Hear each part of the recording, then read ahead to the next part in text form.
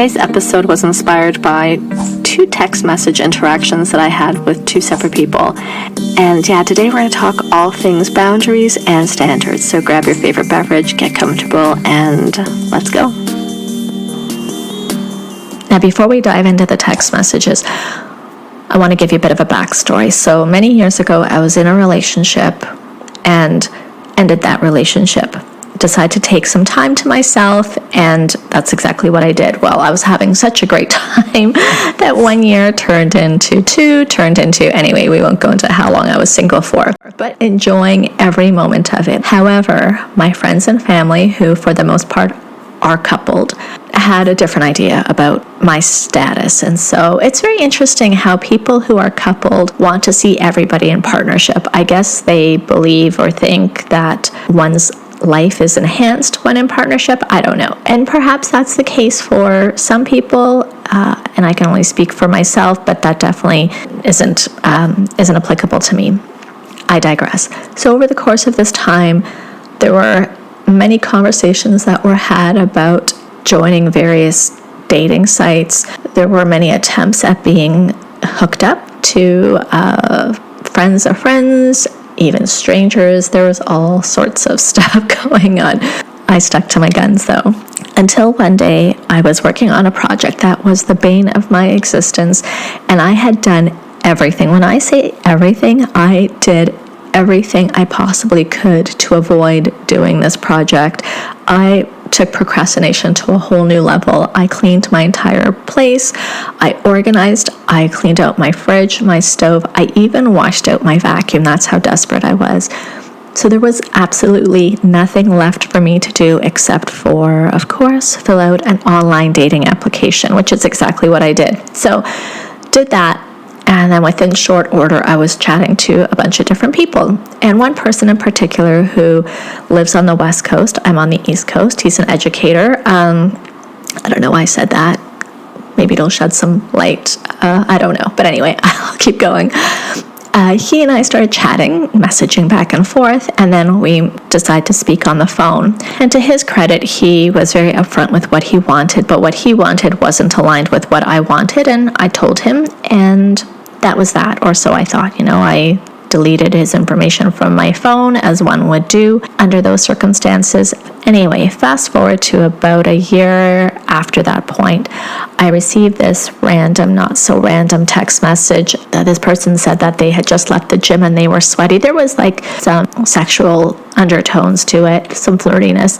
And I thought I was doing the right thing by responding back and telling them that they had the wrong message, because I just pictured this person, I didn't know if it was male or female, who had perhaps met somebody at the gym and they were given the wrong number, took the wrong number down, whatever the case. I thought it would be the right thing or the nice thing for me to do to let them know that, sorry, not the right person. To which they responded, I'm sorry, something along the lines like, I'm sorry, that was meant for my girlfriend. And then immediately I knew that not only was this person a liar, but they were incredibly stupid. Like, in this day and age, manually punches in somebody's phone number, especially somebody that like a girlfriend too, anyhow. So I just stopped speaking to this person, but my curiosity was piqued because that meant that they had my phone number in their phone, obviously, so I knew this person, but I didn't have them in my phone. So I decided to use good old Google and put 2 and 2 together and realized that it was this person that I had met on this dating site on the West Coast. Anyway, because I'd stopped interacting, he stopped interacting, and then that was that, until a little bit ago when I received the following text message. My dick is so heavy this... Sorry. Oh, I'm so embarrassed just to even read it out loud. It's one thing for you guys to read it with your own eyeballs, and it's another for me to pop it out of my mouth. But anyway, sorry. My dick is so heavy this AM.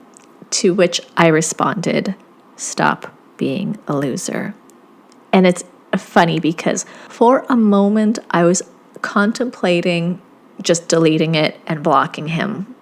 And I don't know, perhaps that would have been the more mature thing to do, but I wanted him to know that I knew because I had the suspicion that he thought I would once again say, "Who is this?" or "Sorry, wrong person." I have no idea actually what he was expecting, but obviously some form of engagement, because who in their right mind opens their eyes, it would have been around 7 o'clock his time, and decides to send that type of message to someone they haven't spoken to in years, someone that they have zero connection to, no history other than that brief interaction, if you want to call it a history.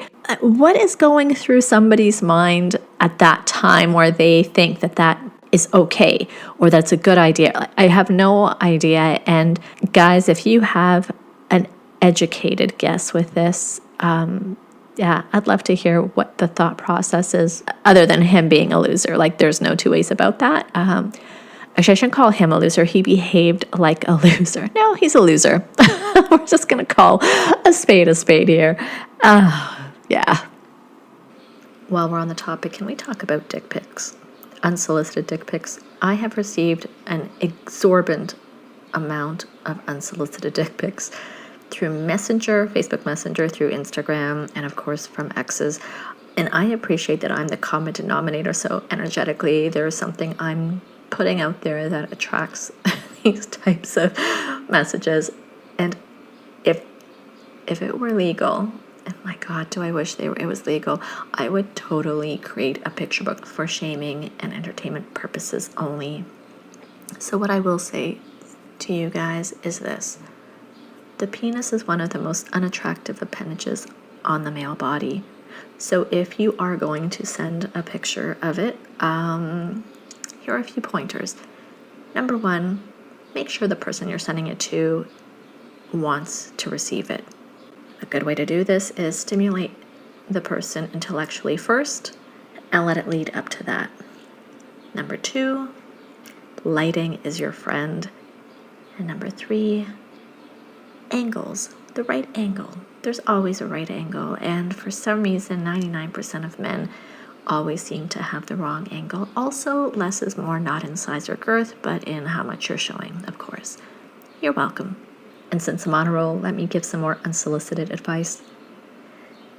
If you're interested in engaging in conversation with somebody online via Facebook Messenger or Instagram, please, for the love of God and chocolate, do not send a message that says hi, or for you more advanced conversationalists, hi, how are you? That opening is only, and I repeat, only acceptable when in person. Let's say you're waiting in line. Eye contact has been made, or you're trying to get their attention. That's a good opening. It will help you gauge the temperature. It's safe.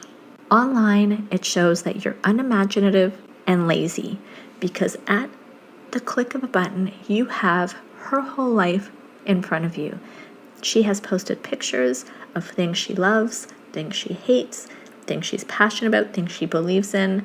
Clearly, there is so much information that you can extract something that will initiate conversation. Whether it's a question, or it's a comment, it's a shared something, or rather, whatever. Hi, how are you is completely unacceptable. The other text message that I had received isn't as entertaining as the other, but still insightful. A friend had sent me a message asking what I was doing that particular day, and I explained I was going to go see my parents, and then I was going to go see a concert later that evening. I, too, asked him the same question, and he responded, and I had a follow-up question with his answer. And then again, he responded, and then I sent a message of support based on what he had said. And I realized at that time, this wasn't the first time, but the realization of it was I was no longer going to participate in this type of relationship any longer. Relationship, friendship, whatever you want to call it. And not a romantic relationship, I just mean have you refer to the people who are in your life. And that is where they see me as just an extension of themselves. So it is how I make them feel. And I totally get human psychology and behavior, and it is how we make people feel. That's super important.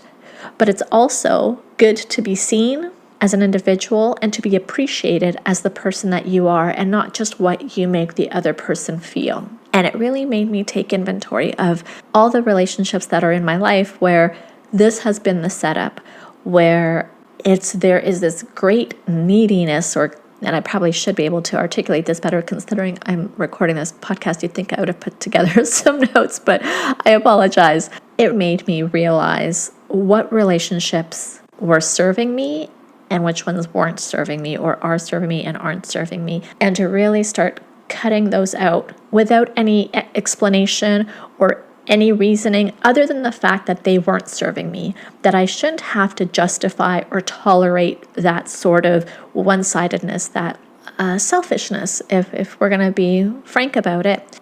It spoke to the matter of boundaries and where in my life I hadn't drawn boundaries or I hadn't held my boundaries. And this is across the board, with me, with strangers, acquaintances, friends, lovers, you name it. And it really comes down to, you don't owe anyone a conversation, an explanation. You don't owe anyone your time. Same goes for your attention. You don't owe somebody a reply quickly or ever for that matter. You owe nothing to no one. And I can't tell you how often I've engaged in conversations for the sake of niceness. And the markers for me have been when I feel resentment, frustration, disappointment. Those are markers for me to pay attention to how I'm showing up in a relationship and how someone else is showing up in a relationship, or how I'm showing up for myself. Essentially, I was cheating myself out of all the things I really wanted in life because I wanted to be nice. I was afraid to offend or hurt another person. And I'm sure there are a million other reasons, but those were the ones that really stood out for me. And when it comes to the first text message I received, and not necessarily with him, but it really highlighted all the things for me with men, how I allow them to show up in my life.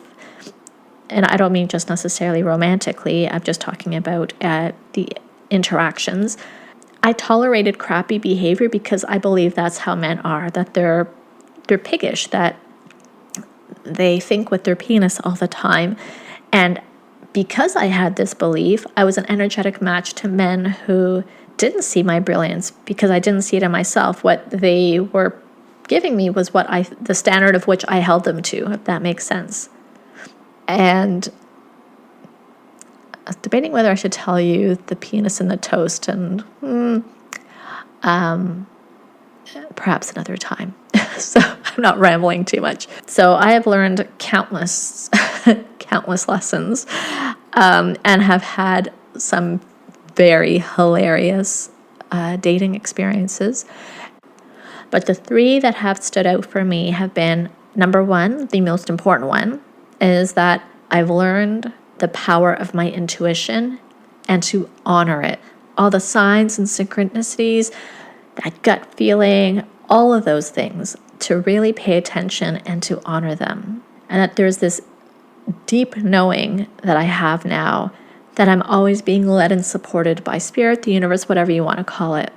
The other lesson that I've gotten from this is that I'm very aware that I have helped create every situation from the inside out. And that means that I could also create something else, something better. And lastly, all the frustrations, the pain, the disappointment, betrayal, it didn't break me because I'm unbreakable. What it did was it broke apart the false sense of who I thought I was in order for the real me to come through. Thank you for sticking with me to the very end. I appreciate that the sound quality was poop. I'm going to blame it partly on Mercury retrograde and partly on my non-stellar skills. And I had to record it in various stages. The system just kind of went bazonko. But anyway, thank you so much for listening, hanging in, and not judging. Hopefully you didn't judge on the sound quality. And I look forward to catching you on the flip side. Have a fantastic rest of the day. Take care.